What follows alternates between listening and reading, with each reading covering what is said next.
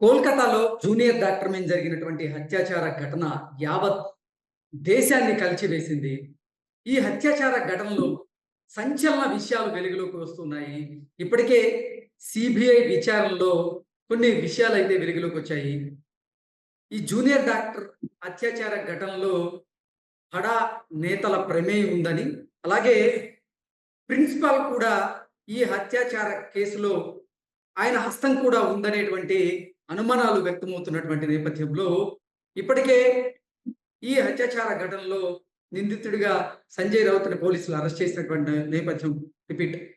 ఇప్పటికే ఈ హత్యాచార ఘటనలో సంజయ్ రాయ్‌ని నిందితుడిగా పోలీసులు అరెస్ట్ చేసినటువంటి నేపథ్యంలో ఈ కేసులో ఏం జరగబోతుంది అనేది మనం విశ్లేషణ చేసుకునేటువంటి ప్రయత్నం చేద్దాం. ప్రస్తుతం మనతో పాటు ఉన్నారు హైకోర్టు అడ్వకేట్ గారు రాజారాం గారు సార్‌తో మాట్లాడదాం. సార్ నమస్తే సార్. సార్ నమస్తే అండి.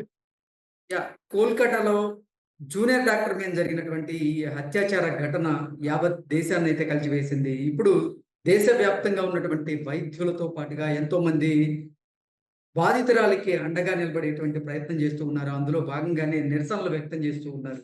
అయితే సిబిఐ దర్యాప్తు ఈ కేసులో ముమ్మరం చేసినటువంటి నేపథ్యంలోనే కొన్ని సంచలనమైనటువంటి విషయాలు వెలుగులోకి వస్తూ ఉన్నాయి.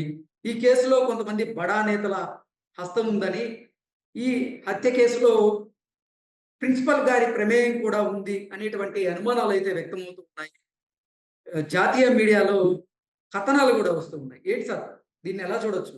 Thank you for the wild wolf Telugu channel giving me an opportunity. మనకి as you know August 14th 9th incident జరిగింది. అది ఇక ఒక అమ్మాయికి దారుణంగా మానభంగం చేసి హత్య చేయడము, హత్యలో కూడా చాలా క్రుయాలిటీ యూజ్ చేశారు. కళ్ళలో గ్లాసెస్ అంతా పగిలి కళ్ళు గుచ్చుకుని బ్లీడింగ్ ఇన్ ప్రైవేట్ పార్ట్స్లోను, తర్వాత కాళ్ళు కూడా సపరేట్గా కొంచెం అయినట్టుగా ఉంది.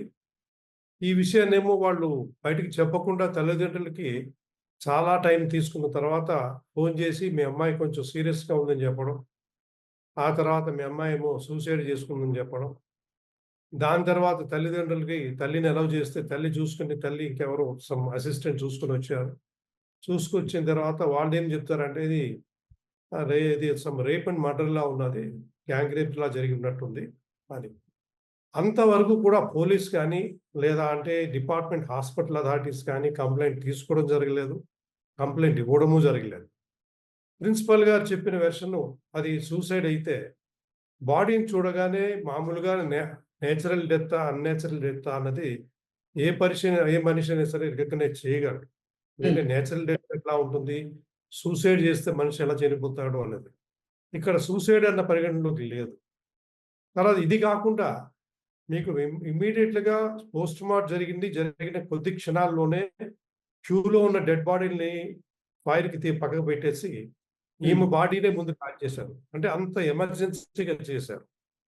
7,000 మంది వచ్చారు వెండలైజింగ్ ది ఎంటైర్ ఇది. అంటే ట్యాంపరింగ్ ఆఫ్ ది ఎవిడెన్స్‌కి బయట నుంచి 7,000 మంది వచ్చారంటే, అది కూడా నేమింగ్ ది అడ్వకేట్స్ ఎవరైతే అక్కడ కూర్చొని ధర్నా చేస్తున్నారో శాంతియుతంగా, వాళ్ళ పేరును కూడా వార్నింగ్ ఇచ్చి మిమ్మల్ని మీ అంతు చూస్తాము, మీ పరిస్థితి ఇదే జరుగుతుంది అని చెప్పి వార్నింగ్ ఇస్తున్నారు అంటే, హాస్పిటల్ అథారిటీస్ ప్రమేయం లేకుండా ఇటువంటివి జరగడం అనేది సాధారణంగా జరగదు. కాబట్టి ఇది హాస్పిటల్ తాలూకు ప్రమేయం ఉన్నదనే మనకి ఒక ఐడియా వస్తున్నది. నెంబర్ 2, పోలీసు వాళ్ళు కూడా క్యాజువల్‌గా అన్‌నేచురల్ డెత్ అని రాసుకున్నారు. ఇన్‌ఫాక్ట్ ఇది అన్‌నేచురల్ డెత్ అని రాసుకోవడం అనేది కూడా అన్‌ఫార్చునేట్ సిట్యుయేషన్. అక్కడ పోలీసులు కూడా 7,000 మంది వస్తే వాళ్ళని కంట్రోల్ చేయలేకపోయారు.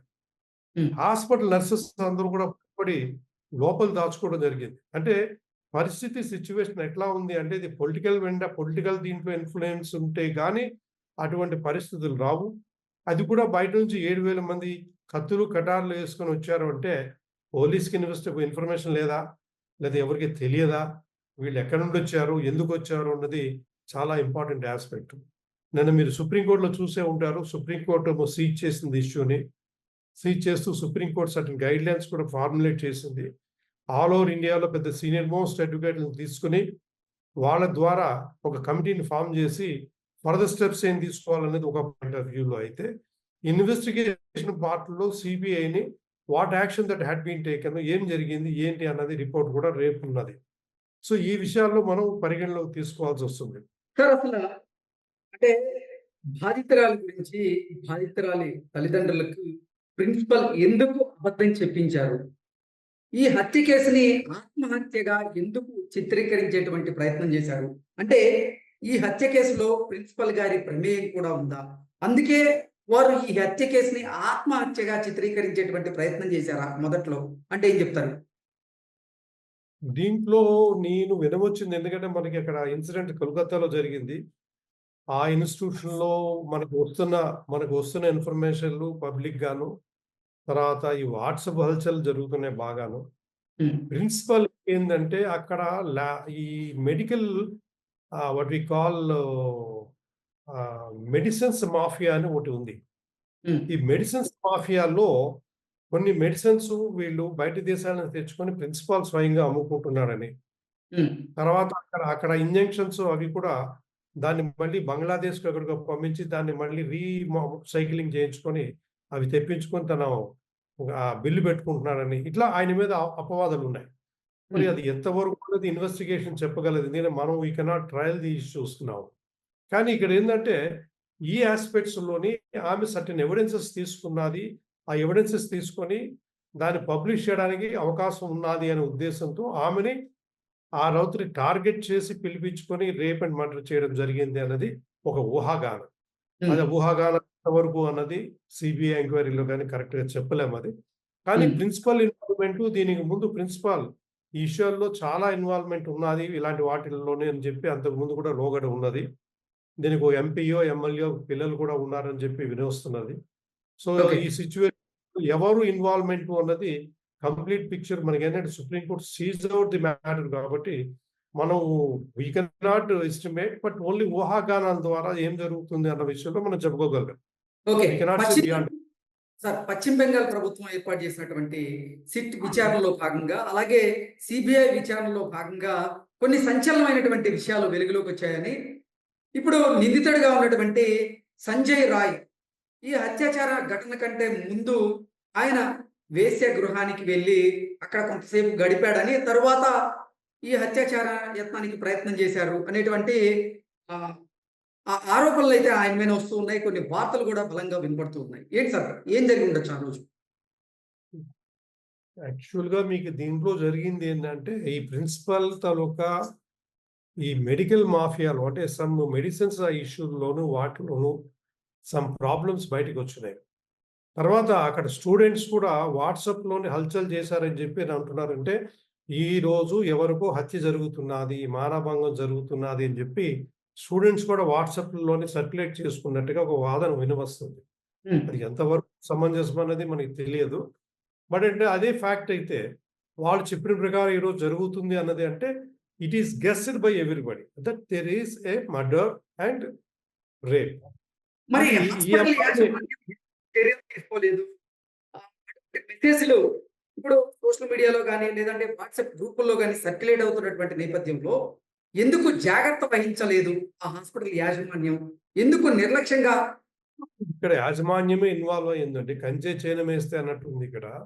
హ్మ్. దీనికి మీకు ఇంకోటి చీఫ్ మినిస్టర్ ఏమో ఆమె home minister, chief minister, health minister. ఆమె ఈ ఇష్యూ జరిగింది ధర్నా చేయడానికొచ్చింది అంటే, we can understand what exactly is happening there అన్నది. అంటే హ్మ్. ఇక్కడ చీఫ్ మినిస్టర్ గారు స్వయంగా ఆమె రంగంలో దిగి, నా మీద నేను యాక్షన్ తీసుకుంటాను, నా మీదే నేను ఇది చేస్తాను అనంటే, అక్కడ సింపుల్ లాజిక్ ఏంటంటే కంచె చేను వేస్తున్నది అని. సో, హ్మ్. దీనికి మనం పెద్ద కామెంట్ చేయలేం. ఎందుకంటే involvement of the government, state government అన్నది ఈస్ ఎ సర్టెన్ క్లియర్ పిక్చర్‌గా కనబడుతున్నది. తర్వాత హాస్పిటల్ అథారిటీసు, తాలూకా మనుషులు డైరెక్ట్‌గా ఆమెకు కావాల్సిన మనుషులు ఉన్నారు కాబట్టి జరుగుతున్నది అన్నది కూడా మనకి కనబడుతున్నది క్లియర్ పిక్చర్‌గా. అది వాస్తవాలు ఏంటి ఎంతవరకు అన్నది unless and until the investigation submitted by the CBI we cannot expose that. Hmm. But it is certain that hospital authorities తాలూకా ఇన్వాల్వ్‌మెంట్ ఉన్నాదని కనబడుతున్నది. దాన్ని సప్రెస్ చేయడానికి, దాన్ని సప్పాస్ చేయడానికి చీఫ్ మినిస్టర్ ఏమో స్వయంగా వచ్చి ఆమె ఈ స్టేట్మెంట్‌లు ఇచ్చింది అని అంటే, దానికి సంబంధించి ఆ మినిస్టర్‌లో, ఎమ్మెల్యేలో, ఎంపీలో సంబంధించిన మనుషులు కూడా ఇన్వాల్వ్‌మెంట్ ఉన్నాది అని మనకి కూలంకషంగా అర్థమవుతుంది. ఓకే. సార్ ఒకవేళ అంటే సంజయ్ రాయ్ మీద ఇప్పుడు ఆరోపణలొస్తూ ఆయన్ని ఇప్పుడు పోలీసులు అదుపులోకి తీసుకొని విచారిస్తున్నటువంటి నేపథ్యంలో అతనే నేరం చేశాడు అనేది గనక ప్రూవ్ అయితే ఏ సెక్షన్ల కింద అతని మీద కేసు నమోదు చేసి అరెస్ట్ చేసేటువంటి అవకాశం ఉంది? ఏ శిక్షలు అతనికి పడేటువంటి అవకాశం ఉందంటే ఏం చెప్తారు సార్? మీకు ఒకటి మర్డర్ అండ్ రేప్ అండి ఇది. సో, 376 అనేది కంపల్సరీగా ఉంటుంది. నెంబర్ 2 మర్డర్ కాబట్టి ఇది మర్డర్‌లో ఇన్వాల్వ్‌మెంట్ ఒక్కరు లేరు అనిపిస్తున్నది అక్కడ. ఎందుకంటే సంజయ్ అతని మీద మీకు తీసుకున్నది అంటే ఆయన మీద అభియోగాలు ఉన్నాయి. కానీ ఆయన లోగడ చాలా వాటిలో ఇన్వాల్వ్‌మెంట్ ఉన్నాది అని కూడా ఒక వినవస్తున్నది. వాదన ఎంతవరకు కరెక్టో మనకు తెలవదది. హ్మ్. కానీ సంజయ్‌తో పాటు మరొక 10 మంది ఉన్నారు. డాక్టర్ల ఇన్వాల్వ్‌మెంట్ ఉంది. స్టాఫ్ ఇన్వాల్వ్‌మెంట్ ఉంది.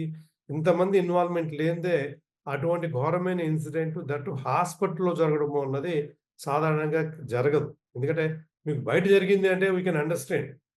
హ్మ్. బట్ హాస్పిటల్‌లోనే జరుగుతున్నది అంటే హాస్పిటల్‌లో అథారిటీస్ ఎంతవరకు వాళ్ళకి సపోర్ట్ ఉంది గవర్నమెంట్ నుంచి, బయట నుంచి పొలిటికల్ సపోర్ట్ ఉంది అన్నది మనకి కాలకృష్ణంగా we can understand. Therefore offence అన్నది ఏంటంటే చిన్న అఫెన్స్ కాదిది. ఎందుకంటే offence on girl, rape and murder అది ఒకరు కాదు, ఇద్దరు కాదు చాలామంది గ్యాంగ్ రేప్ అని అంటున్నారు. సో, ఈ విషయాలన్నీ కూడా బయటికి రావాల్సి ఉంటుంది. Unless and until it comes out we cannot discuss on that particular aspect ఎవరున్నారు ఏంటి అన్నది. ఎందుకంటే మీకు తెలుసు ప్రెజెంటు నేమ్స్ డిక్లేర్ చేశారు. పార్టీ ఎవరు చనిపోయిందో ఆమె విక్టిమ్ నేమ్ అని ఆ డీటెయిల్స్ ఇచ్చారని చెప్పి సుప్రీం కోర్ట్ సీరియస్ అయ్యి డిలీట్ చేయమని చెప్పింది. అంటే ఇక్కడ ఏంటంటే మనం వి కెనాట్ డూ ట్రయల్. ఇది మీడియా ట్రయల్ అంటారు. మీడియా ట్రయల్ మనం చేయడానికి లేదు. ఎంతవరకు జరిగింది? ఏ విషయం జరిగింది? ఇది ఇంతవరకు సమంజసమా కాదన్నంత వరకు మనం చెప్పుకోగలం. కానీ ఇన్వెస్టిగేషన్ పార్ట్‌లో వి కెనాట్ పారలెల్ ఇన్వెస్టిగేషన్ అన్నది చేయడం అన్నది సమంజసం కాదు. Okay. Okay sir. Thank you so much. Welcome. Thank you.